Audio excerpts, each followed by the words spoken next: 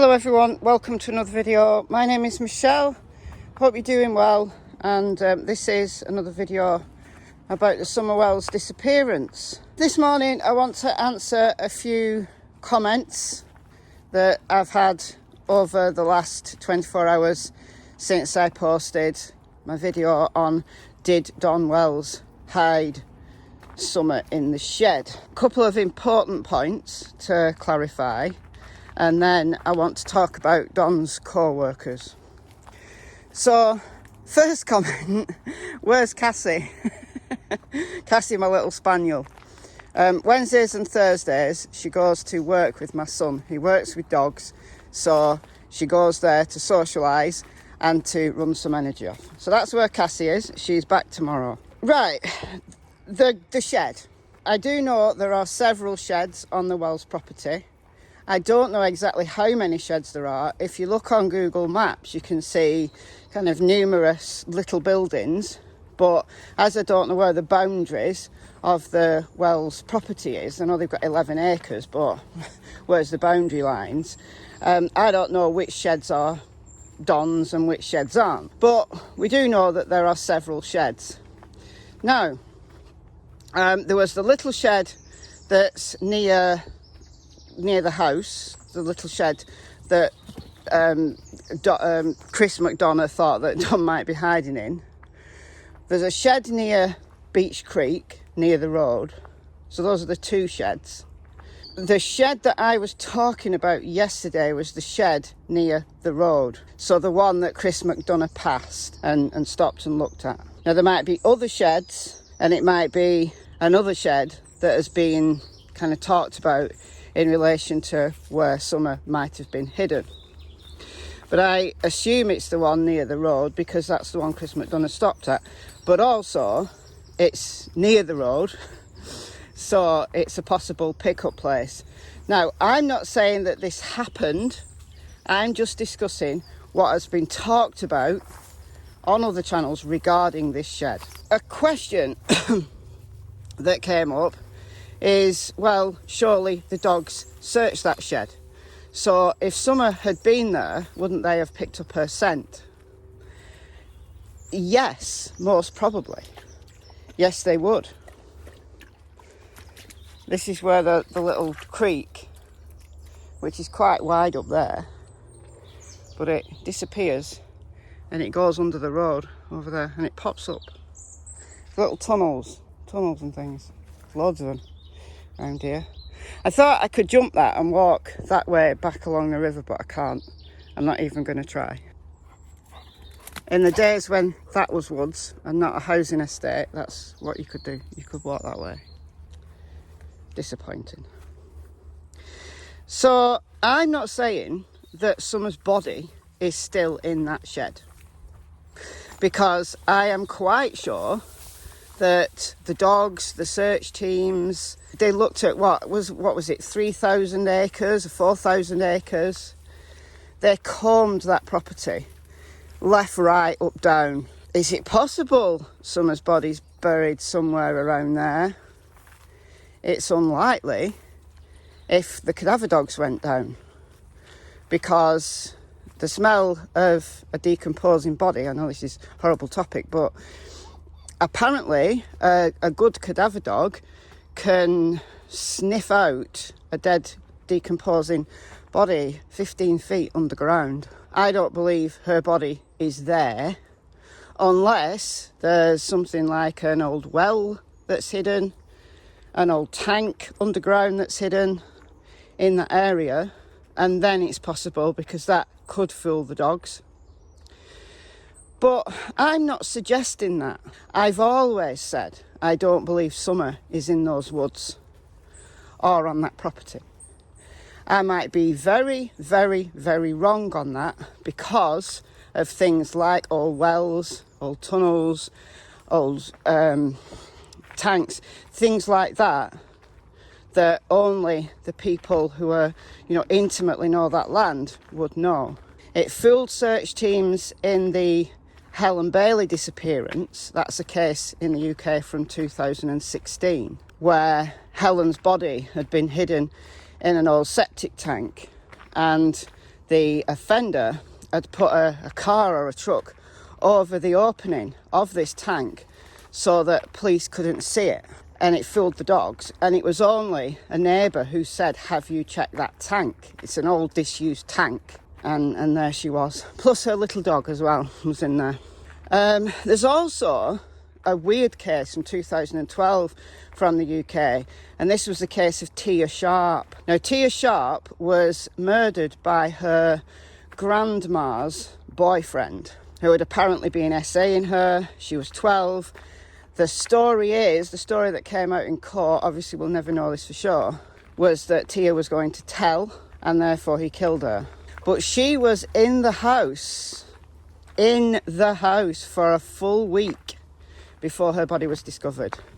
She'd been wrapped up in kind of black sheets, black bags, and she was in the attic space of the house, which the police had supposedly searched. So it was very, very bad policing. It's possible that a body is hidden in plain sight and it takes a while to discover them.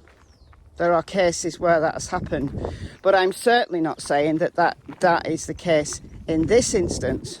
That land has been searched again and again and again, right? So I'd be incredibly shocked if that was what had happened here, that she was still on that property. As I said, I've always thought she wasn't on that property. Now, the other thing is, well, if the shed's relevant, whichever shed, a shed's relevant, and Summer's body isn't hidden there, what's the deal with it? Well, some people have argued, as Chris McDonough has intimated on his videos, that this could be a pickup point for somebody else. It's not Donald that's killed her. It's been some form of a transaction, shall we say, a transaction that's gone wrong. I've put that possibility out there in a video, can't remember which video, that there was a transaction that was meant to be just an SA transaction. Being very careful what I say here, and I do apologise how triggering this topic is. But it has gone wrong. Tilly, but it has gone wrong, and Tilly, this way.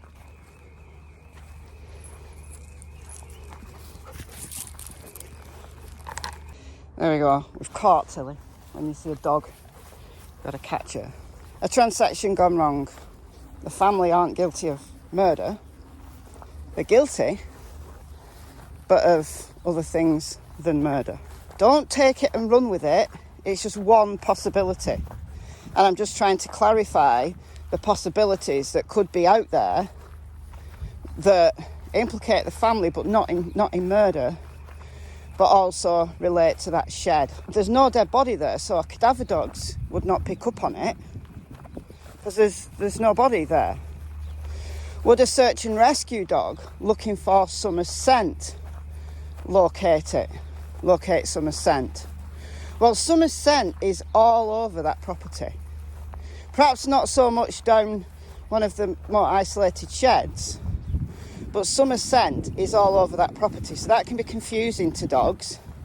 So what the dogs would do is look for the strongest scents and follow the strongest scents. So it could be well possible that a search and rescue dog wouldn't alert at that shed if she wasn't there very long. I don't know, that's just my speculation, and I could be completely wrong on that. But also, let's be very clear on this, let's be incredibly clear on this. We don't really know where the search dogs have alerted. We've heard from Donald that the search dogs went down the dog trail, and Don and one of his friends called Jamie, who I'll come on to, has filmed the dog trail and shown where the scent began and where the search dogs ended, where the scent ended. But we've only got Donald's word for that. The police are keeping information very, very, very close to their chests. Very close to their chests. There's usually sheep in this field. Let's go and have a look, see if there's sheep. No sheeps today. No sheeps today. Anyway, what a beautiful day it is. Absolutely gorgeous. It's Thursday.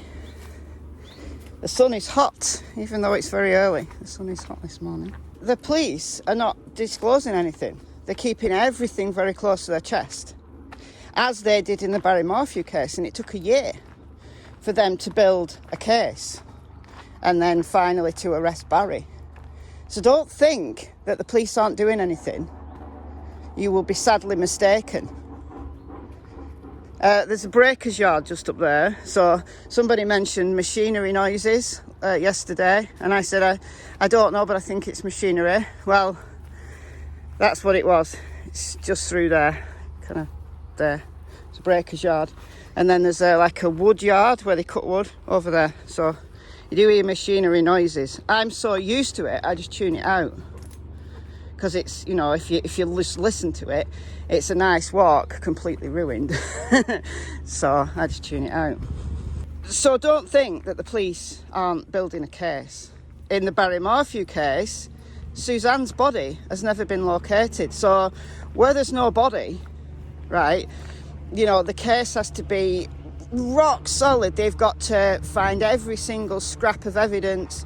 They've also got to exclude everything else, exclude the things that the defence might bring up, right? Because any evidence that they get, the prosecution get, has to be shared with the defence, obviously. So they have to make sure there's a rock solid case. In Barry's case, that took a year because there's no body. So you can't do an autopsy, find out the cause of death. It could be the same, unfortunately, here, that Summer's body is never recovered. I mean, hopefully, I'm still holding out hope that she's alive somewhere. And if it has been a transaction gone wrong, she could well be alive somewhere. You know, we've got to be realistic that is much less likely than, unfortunately, her have, you know, passed away and her body is somewhere. But it may never be found. I mean, look at the Appalachian Mountains. Look at the entire area. I've said from day one that her body could have been taken anywhere, or a living person could have been taken anywhere. She could have been taken across the state line because, like, Virginia and North Carolina are very, very close. If she's gone across the state line, then people are not going to be looking for her there. It's a short drive to those state lines, particularly I think Virginia's the closest, looking on the map. Do not think the police aren't doing anything. And because they're not making any statements or releasing anything, well, could be that search dogs have alerted. It could be that forensics have been collected. It's just that they're not releasing it yet. So finally, that brings me on to the co-workers. Now, Voices Behind the Wall, Cher and Mr. Cher, talk to Don and Candice on a daily basis. And Don is on their channel. He's been on their channel a couple of times now. And Cher released a message that Jamie, the friend and the co-worker, has said that he's seen Donald at, I think, 5:30 in the afternoon, and that Donald was at work all day. That's what Cher has been saying. Well, yeah.